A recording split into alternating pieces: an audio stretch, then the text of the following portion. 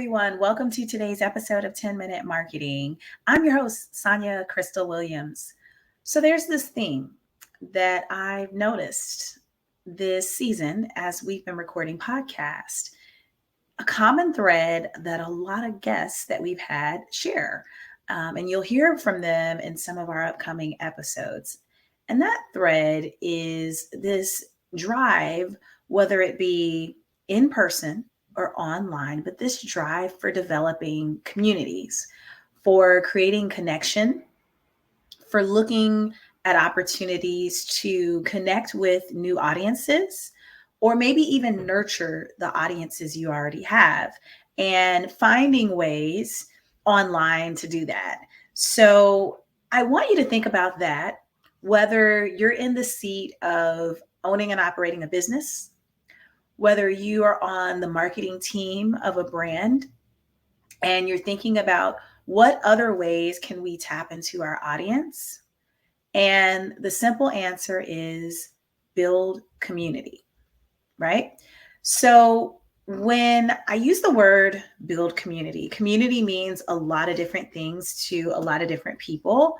But I'm talking about building community in the sense of finding a way within your niche to connect your brand with your followers in a way that you can speak to them, in a way that you can talk to them.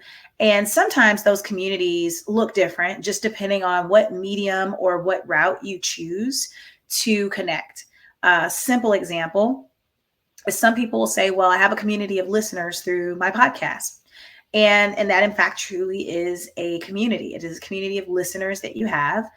It's one-way communication. However, if you bridge that community into, let's just say, for example, a Facebook group, now that becomes a community where there's opportunity for two-way conversation. And that's a huge opportunity that a lot of brands can take advantage of. Am I building connection with my audience in a way that allows for there to be two-way conversations? It's no longer just me talking at them, but I'm talking to them.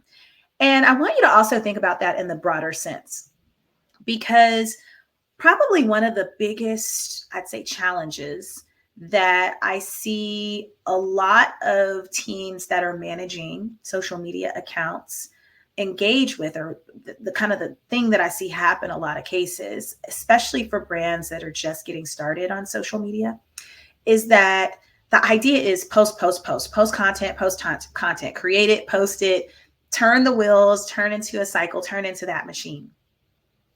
But something I want you to think about is how engaged is my brand in the online social media network that I'm on. And think about perhaps if building connection with your audience is important and engaging with them is important to you as maybe one of the tenets or one of your goals of where you're taking your brand this year, next year, whenever, this month, next month, whenever, then ask yourself, is this particular platform that I'm on, is this platform allowing me to build connection? Is it allowing me to build community? And am I participating in that community? Okay. And so simple example would be really evaluating if we're going to have a presence on Instagram, is the purpose of us being on Instagram to simply push out reels and get people to laugh and have fun and hit the like button? Or is it to get someone talking back to us? Is it to lead them somewhere? Is it to be open to them asking questions or lead them down the path of a conversation? Is it to bring people together collectively? And so as you are thinking strategically about your purpose on some of these networks, think about that too. Think about if whether or not part of that purpose is to build connection. And there's a lot of places where you can build community. If we're thinking social networks, Facebook groups is a part of that mix. If we're thinking about other tools, even beyond, the social media networks, and thinking into maybe even SMS or messaging apps, there's a lot of tools that facilitate those conversations. WhatsApp, Telegram, GroupMe. There's lots of ways to get in front of our audience.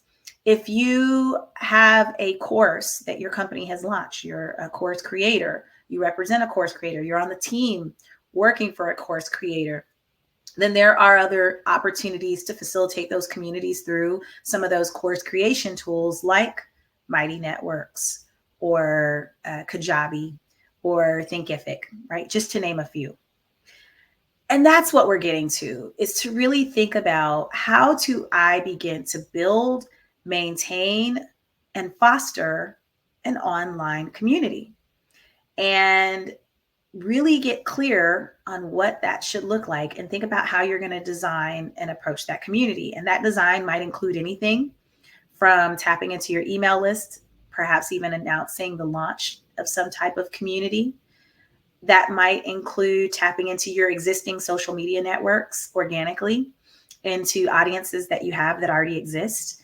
It could also involve using paid ads as a way to reach new people who might have an interest in the audience, or just growing simply word of mouth, old school, really spreading the word, and then maybe nurturing the community in an online setting, even using Zoom as an example, or Teams, or anything like that, to facilitate those conversations.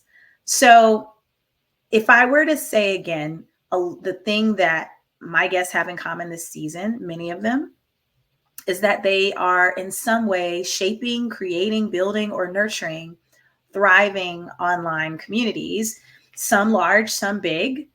But even when we think about that, remember, quality over quantity. You don't have to have a community or build connections with, 100,000 people to have impact.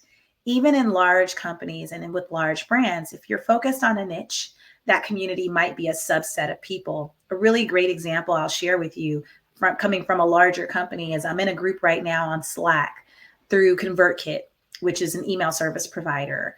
And Slack hosts small mini meetups. There's probably no more than about, I'd say 20 of us in some of these meetups that they've been hosting on Zoom lately. And then bridging those conversations, once we talk in Zoom and meet other creators who use ConvertKit as an email platform, we're also chatting in Slack in a group, right? That's a large company that's taken down a subset of a particular niche of people who use the product, and they're nurturing those leads and, probably potentially upselling in the process. But it's an opportunity for them to build connection and be in tune with their audience. And that's what you truly get out of creating or nurturing an online community. You have the opportunity to find more people and expose yourself to more people who have an interest in your niche. You also have an opportunity to nurture the audience that you have today that currently exists, hear what's on their mind, truly understand them, what makes them tick, what makes them make certain types of decisions, what gets them engaged, so that you can replicate that and go out and continue to find more people to join your audience who might seem or be similar to those characteristics of your ideal customers that you're already building connection with. So those are my thoughts for today.